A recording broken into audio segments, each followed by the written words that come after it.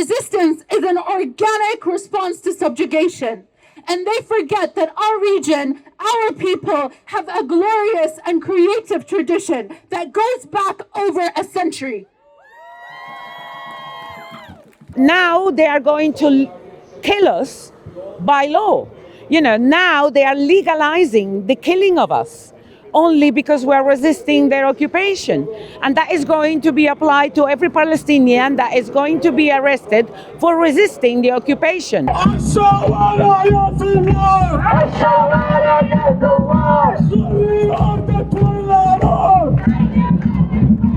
What we need now is not the words, what we need now is actions. Now there is a petition in Europe in order to seize the trade agreement with Israel. We want all European countries, whether they are part of the European Union or not, like the UK, to sever all economic ties with Israel. Inside those prisons are systematic campaigns of torture, rape, and starvation. And inside those prisons, Palestinians are being systematically murdered. Shame. Rape, torture, abuse, lack of medical attention, starvation, you name it. Every crime that you can imagine is being perpetrated, not on an occasional basis, but on a systematic, policy-driven basis. Every prisoner, as we've seen, for those who come out and give testimony and are interviewed, they all say the same thing. It's entirely consistent. The most horrendous crimes one can imagine, and even those that in your wildest dreams you would never imagine. They always seem to go one level lower in terms of the depravity. We believe in liberation! Liberation, liberation! We believe in liberation! Liberation, liberation! They call the Venezuelan government a regime. They call the Cuban government a regime. They call the Iranian government a regime. Well, it's time we call Trump's government a regime. And we want regime change. And does it go deeper than that? So it's not just Trump, it's not just the Republican Party. Do you think a change to Democrats would affect things, or it's a bigger shift that has to happen? It is a much bigger shift that needs to happen than just Trump. There's no question about that. But I was delighted to see yesterday or the day before there was a vote in the Senate, and 40 out of 47 senators voted to stop sending military goods to Israel. Hands up, 92! I think one of the best things was DOJ and all the protests and the actions that DOJ have caused. And the last one, I think over 500 of us were arrested in Trafalgar Square. And I think that sends a very clear message to the government and to the world. Nothing wrong in doing that. We're trying to stop a genocide and stop the suffering of others. And we're being arrested and castigated for it. The government's completely got it back to front. It's the government that should be in prison for supporting this genocide, not us. And I just think it's criminal that Israel has captured this country completely, and everything we do is at the behest of Israel. And they're crushing their own people at the behest of a foreign power. And I just think it's ridiculous, and we need to, all of us, fight back as hard and as strong as we can. Execution is scheduled death, and Israel knows its time is running out. This law is an act of desperation, just like the attack on Iran, just like the attack on Lebanon, just like the genocide in Gaza. They are underpinned by the same logic. Kill what you cannot subjugate. We can't understand the war in Iran as separate from the genocide in Palestine. The war in Iran is an extension of Israel's genocidal and supremacist project. Iran and Yemen, they are the countries who are strongly standing after Palestinian liberation, and Yemen is one of the poorest Arab countries, and they do everything they can in their power to liberate Palestine. And Iran, I mean, we believe in Iran. To be honest, I always believe that Iran will get involved into this. So we are very proud. When the British first introduced death by hanging in the 1920s in Palestine, we did not stop defending our people and our land. We organized one of the greatest uprisings that the British Empire ever witnessed in 36 to 39. And this is exactly what's happened in Iran.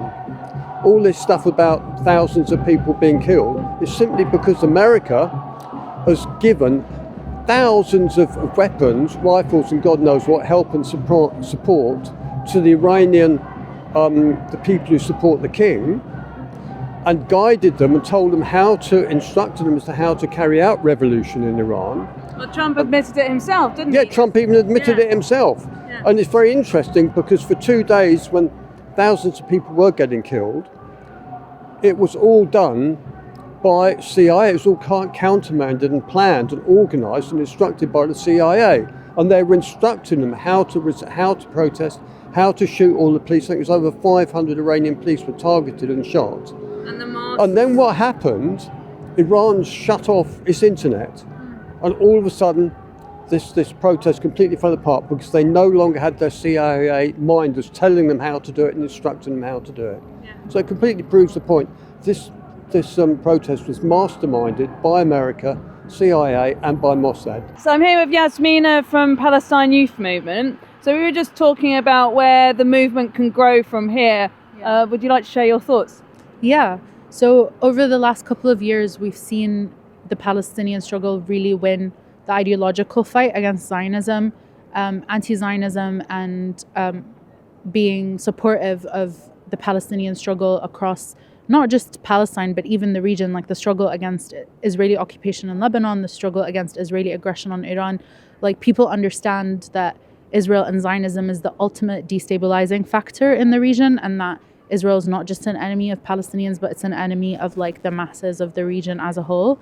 And so I think that level of consciousness and that level of understanding is definitely a huge win for the fight for Palestine. But now, in order to keep winning and in order to really stay true the course, we need to see more and more people getting organized, more and more people joining groups, because ultimately the people of Palestine win when people around the world are more organized and winning for their own local struggles as well.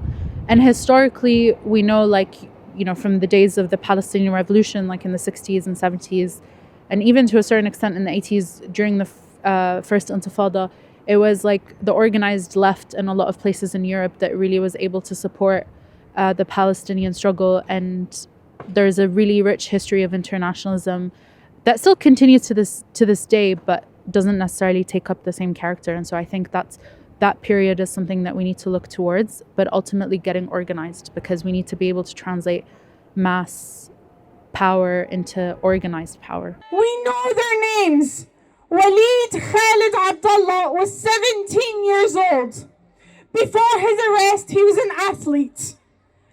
He died in March 2025 in McDoo prison.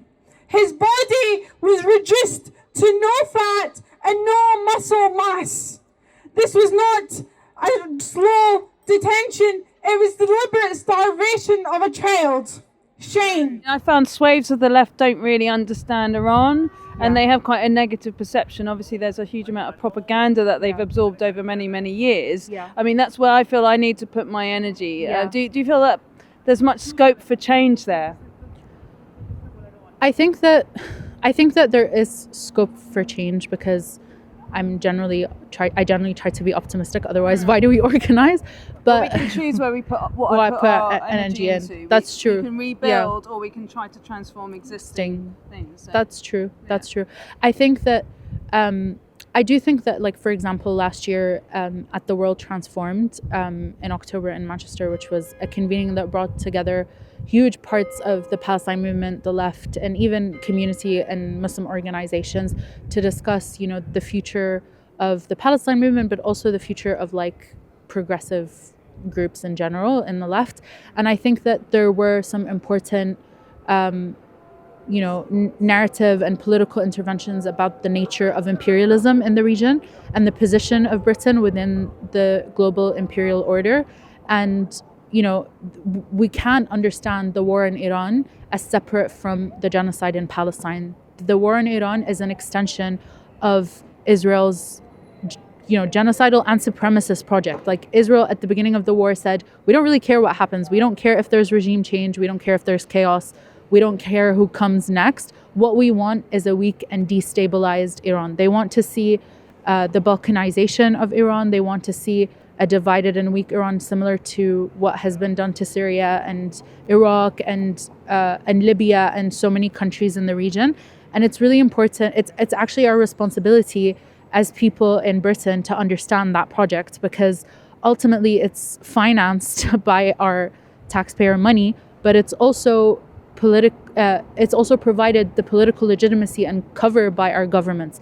And so actually the most important thing we can do as people who claim to be internationalists is to challenge that. And I think a lot of the ways that the revolutionary project in Iran is challenged is by equivocating between the harm or the violence of the Israeli and Zionist project and the harm and the violence of the Iranian regime somehow, when that is absolutely false. Like, you cannot compare a sovereign nation trying to exercise control over its own sovereignty, maintain decent living standards for its people, whilst constantly fending off attacks from the United States and other imperial powers, to a colonial project that is actually designed to displace and ethnically cleanse our region, not just in Palestine, like we're seeing it extend into Syria and Lebanon, and the Greater Israel Project manifesting. And those are the stakes. And what it means for us in British politics and British society is that we actually saw the destruction of a progressive project in the Labour Party, largely through the efforts of Zionist actors in between 2015 and 2019. And we saw how anti-Semitism was weaponized as a hammer to break every single attempt at creating a progressive political project that was actually trying to be internationalist. And so the fight against Zionism is not just a fight in the Middle East, it's a fight against reactionary politics here. In Latin America, there's a long history of Israeli meddling in to try to destroy revolutionary projects there, and that's ultimately the consciousness we need to have. But no one government has actually stood with the Palestinians and severed the military support, or severed the financial assistance, or severed their trade agreements, or the arming of Israel, or the diplomatic support of Israel. And that is what we're calling for. Now, we Palestinians need the international community to act in the same way that they acted during the Second World War.